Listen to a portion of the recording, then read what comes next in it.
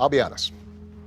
I do not think that Democrats have a monopoly on wisdom, and I don't want Democrats to ever take black folks for granted.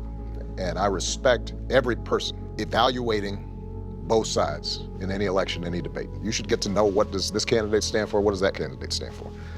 The truth is, historically, initially the Republican Party was the party of Abraham Lincoln and freeing the slaves. And for a long time, Democrats, their base was in the South, and the Dixiecrats, they were pro-Jim Crow. And then it flipped during the Civil Rights Movement after Lyndon Johnson signed that law for voting rights and civil rights. That changed, and a lot of the South moved into the Republican Party. So my point is that no one party you should take for granted. I will say this, right now, that the candidate that I'm campaigning for, Kamala Harris, I think stands for the kinds of inclusive opportunity, treating everybody with respect, believing that we have some obligations to each other, believing that if there's poor children, whether they're in inner city or in a rural community, that they deserve the same kinds of opportunities and good education and a chance to get a good job as anybody else.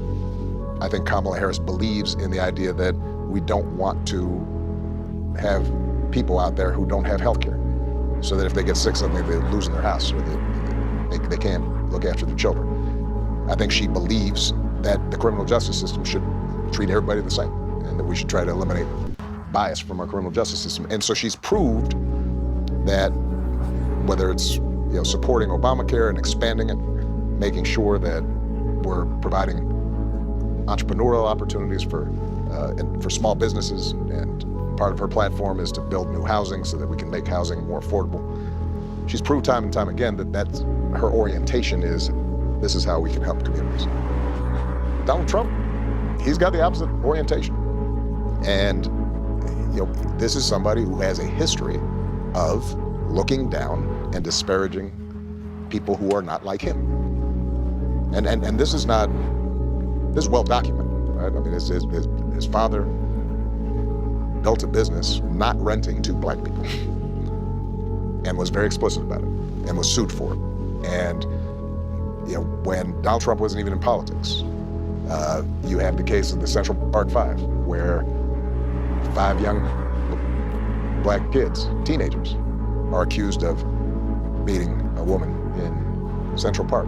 And he's taking out full-page ads saying they should be put to death. Turns out they were innocent. When I was president, he essentially got his political lift by suggesting I wasn't born in this country.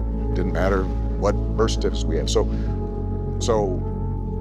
you start from the premise that I'm not going to vote for somebody who does not see me as an equal. How's he going to represent me if he does not think that I am worthy of the same kind of representation as his kids are? And then from there, you look at specific issues and you say to yourself, well, this is not a guy who has ever shown that he is particularly interested in communities outside of rich folks and members of his golf country club. And so I say that not just to black men, I'd say that to working people.